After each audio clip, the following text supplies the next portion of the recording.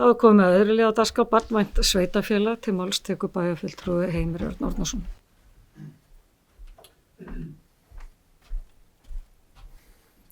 Forseti, aðrir bæjarfulltrúar, hér liður 2 í fundargerð fræðslu og lýðsfræðs dagsetið 28. janúar 2026.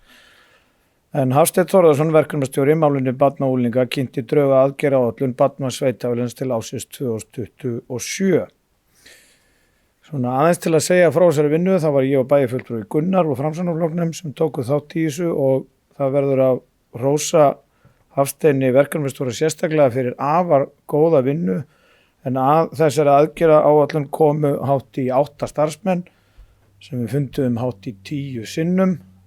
Þetta var rætt fram og tilbaka og sýnir hversu mikil metnaður í bæjarfélaginu fyrir aðgerðaáætlun fyrir UNICEF og öllum aðgerðum sem að koma að börnum og fleira, og ég vil bara segja fyrir mitt leyti að við erum heppin að eiga svona frábæra starfsmenn hér og vísa henni hér til samþykkis. Bæjarfulltrúi Heimir Örn Árnason lokið máli sínu, orðið er laust. Næst tekti máls bæjarfulltrúi Sunna Lín Jónasdóttir.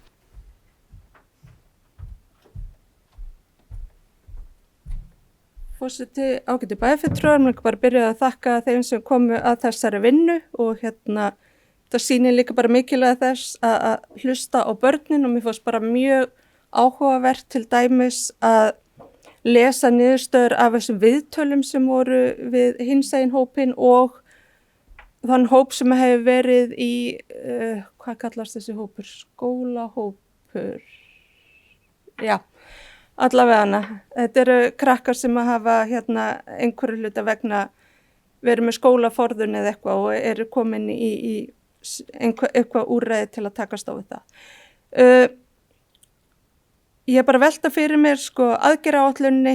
Ég var mjög ánægð með að sjá þarna meiri opnun á félagsmiðstöðunum og sá líka sérstaklega þessi hópar nefndu að þyrfti fleiri klukkutíma til að koma saman, vera saman, og ég held að sérstaklega bara eins og aðstæður hjá okkur í núna, við erum pínu að bara slökkva elda eftir breytingarnar með félagsmiðstöðunar okkar, að við sem sitjum í þeim starfshópi, við eigum eftir að hittast einu sinni og ég held að það sé bara rosa brýnt fyrir okkur sem að munum halda áfram að sá starfshópur verði lengdur og við höldum áfram þeirri vinnu, af því að við erum kannski pínu að vinna hlutina frá vitlausum enda þar, og það er alveg, og ég held við þurfum kannski aðeins að, ég er ekki að tala um að bakka til þess sem var, en við þurfum eitthvað að skoða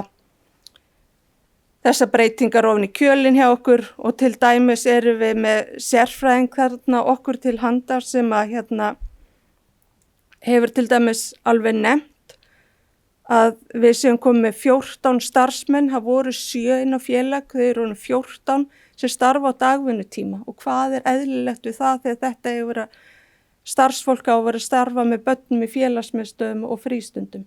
Þannig við þurfum einhvern veginn eitthvað að endurskoða, hugsa þetta, að því að við erum að eyða miklu meiri fjármunum í hennar málaflokk en við vorum að gera, en þá verður hann líka að nýtast sem skildi fyrir krakkana sem vilja verið sinni félagsmiðstöð og frístundum. Það er til dæmis ekkert hópastarf enn komið í gang eftir þessa breytingur, og það er það sem þessi krakkar eru að kalla eftir. Við verðum að sinna þessu þætti. En það er hann í aðgerðaáætlun að fjölga og byrja með föstudagsopnanir í félagsmiðstöðunum og tala vorið 2026. Ég held nú að við séum ekki komin þangað, en ég held það bara mjög brýnt að við skoðum það í haust. Að því að maður fer bara að kafa hans ofan í þessa hluti og fer að bera sig saman með önnur sveitafélag, og við erum bara ekkert að gera alveg frábærlega með opnanir og miðstökksstarf, hópastarf miðað við önnur sveitafélag, komið töluvert á óvart. Og bara sem dæmi í Hafnarfirði eru þau með svona hús fyrir þá sem hafa áhuga á bílum og vélum, geta komið og gert við tæki sín og alls konar, það bara verið að gera marga áhugaverða hluti. Og þannig að ég held að við þurfum bara að setja þetta í forgang hjá okkur núna og ekki vera feimin að kannski að viðkenna við flýttum okkur aðeins svo mikið þessar breytingar, hún var ekki alveg nógu vel undirbúin og við þurfum aðeins að íhuga hvernig við ætlum að gera þetta í framhaldinu. Það þurfti breytingar, en voru þetta réttu breytingarnar? Ég er ekki viss. Af því að þetta tala svo vel við þessa aðgerðaáætlun og það sem börnin er að segja að við þurfum að sinna þessu betur. Takk fyrir. Það er bæjarfulltrúi Sunna Hlín Jóhannesdóttir í loki máls sínu, orðið er laust. Þessi fleiri að gefa sér hljós, þessi geta samþykkt aðgerðaáætlun, gefur merki. Það eru 11.